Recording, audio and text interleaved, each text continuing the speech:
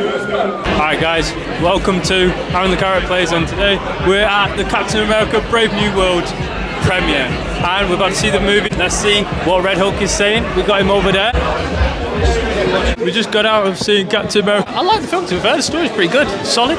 Red Hulk should have been in it more. He's only in it for about 5 minutes, but it is what it is. The best scene, first one, that flight scene where Sam and Falcon are fighting these two planes. That was really intense. I really quite like that scene. The whole plot, I really enjoyed it. The story, it was fire. I quite enjoyed it. Yo, what is up guys? It is Aaron the Carrot, and today we're back again with another video, and today we're going to be doing a movie review on Captain America Brave New World. I'm representing, you can't really see, but I've got the shield on. And basically, I just came from the London premiere of the film that we saw on 12th of February. Yeah, the experience though, I've seen the film on like the biggest screen I've ever seen in my life. I had like the middle seat. I think I had the best seat in the whole cinema. I could see everything. I was looking everywhere. It was so cool. I'm going to start off with the no spoiler review. This is a very solid MCU film. Like, it's watchable. It's got, you know, a couple of jokes here and there, kind of, kind of just shoehorned in with the MCU formula. It's mostly just Torres, his character. I don't think his character kind of works because the whole film's kind of like a serious tone vibe. It's very much like Winter Soldier, but Winter Soldier's more grounded, more serious.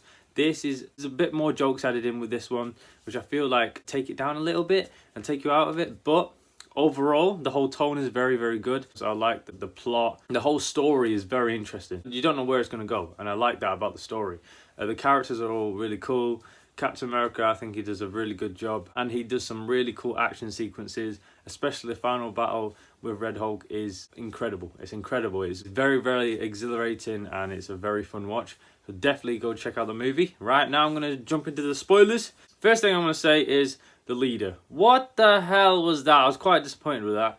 He just looks so deformed, and I don't know what his kind of thing was. They should have given the proper comic accurate look with the massive head, and it's just full green. They give him like a green face and one wonky eye, and his like loads of like moles or like spots on his head, and it just looks so deforming. It looked terrible. Like from 2008, the way that it made his like head go bigger, setting it up to be like the massive green head, and they should have just made it like that. They just made it shit, okay? The design of him was horrible, and now I understand why he was never put in the trailers. If he was put in the trailers, I think the whole internet would have shat on it even more. So they did a good thing with not putting the face reveal in the trailers. Like, I've seen some of like the pictures of promo of this guy. He looked better in the promo than he actually did in the film. Like, what the hell was that stupid look? You know, he had one of these scenes towards the end of the film where he like tases one of these guards, and he's like, "So I am the hero," or whatever. Like, come on, just say your name. Okay, he didn't say his name through the whole film. He never said, "So says the leader." Like, he never said that, okay? That's just annoying, because the leader, he's kind of he's got a massive ego, yeah? He thinks all this probability and all this chance of getting everything right, because he's very smart, right? So he always, you know, says his name in like every version of like the comics. The cartoons I watch, the Incredible Hulk and even the Avengers show, he's always like, "So says the leader," and he never says it. I'm like, what the hell, man? They should have made him say that. It would have been better. It's kind of annoying me that he never said that. And then we got the post-credit scene at the end. We see the leader. He comes back in and he's just saying some random waffle. I'm thinking they're setting up World War Hulk or Hulk versus Wolverine. That would be cool. I think they should definitely do Hulk versus Wolverine and then somehow spin it into like loads of Hulk and shit going on, and Hulk and Wolverine have to team up to fight loads of Hulks. That could be really cool and interesting. You know, throw Deadpool in there as well. So, I don't know, I think they're trying to set up that, and that's what it looked like. The character, I forgot her name, but she was like Black Widow, basically. I actually really enjoyed her character. I like how she was like kind of annoying at the start, and then she became good at the end and trusted Sam. Because I like how she didn't even know what was going on, because Isaiah was being framed as trying to kill President Ross, and you know, that whole beginning first act was amazing. It's like, yo, what is going on? I forgot about the leader at that point as well. So I was thinking maybe Isaiah is legit going mad and he wants to kill the president, because it kind of makes sense as well because of how much shit Isaiah went through. Okay, I loved that he was in this movie, but it makes sense that he would want to try and kill him, because he spent like 30 years in a prison where they just extracted his blood and made super soldiers serum out of him. And you kind of feel bad for Isaiah, and then he gets locked up, and it's like, yo, the relationship between Isaiah and Sam Wilson is amazing. It's a very good bond that they have. I really enjoyed all the scenes that they had together. I can feel the emotion to it as well. He's an amazing character, and I love that they used him in this movie. And then he gets out at the end, which is very nice and very happy. It's the leader that literally does everything between mind controlling the screens. That was a very cool touch. I didn't see that coming. I like how the story kind of evolves and we find out how the leader's doing all this. You know what I found really interesting, okay? We've got like Sam Wilson, like without the suit. We get fight scenes where he just gets jumped out of nowhere. I was not expecting that at all. I'm in there, and out of nowhere, you just get John Esposito's character just go bah, bah, bah, bah, bah, bah, with the freaking AK-47 shooting up the truck, throwing the grenade in the thing. I'm like, what? Then he's like, he said, "Oh, the leader was a 70% chance that you were going to talk your way out of this." And it's so funny because Sam always does this thing when he's talking to a villain. He's like, "Yo, you can make the right decision. Tell me who did this and tell me your bio or whatever." And the villain, I love it. I love that he just didn't give a shit, right? I think he's called like Snake Wider or something. I love that he's like, "Yo, I knew that shit was coming." Whips out a knife or something, tries stabbing him. I love that. I love that he was willing to kill him for free. So I really respect that. I think he played a really good role. But yeah, I like how even without the suit, Sam can still hold his own and can still, you know, bam, bam, bam. I really like that. And he did a massive drop kick out of nowhere. That was so funny. And he goes flying. Oh, but you know, in that whole action scene, I remember in the trailers, we had a really good scene where he goes, "Captain America flipped without his wings." Yeah, I like that line, man. I was waiting for that line in the whole scene, but they didn't use it. And there's another line they didn't use as well when Sam goes to Ross and goes, "You're Steve Rogers." "No, I'm not."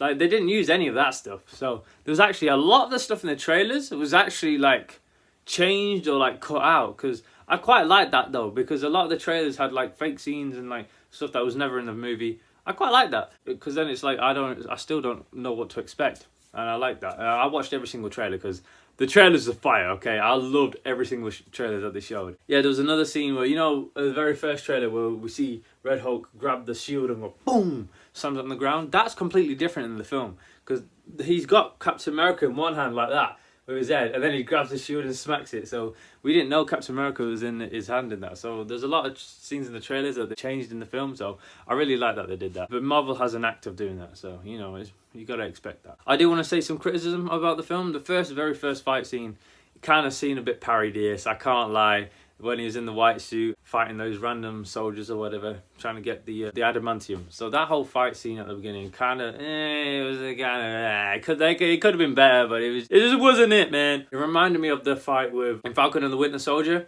episode 6, when he first gets the suit on and he's fighting Batroc in that whole red kind of room.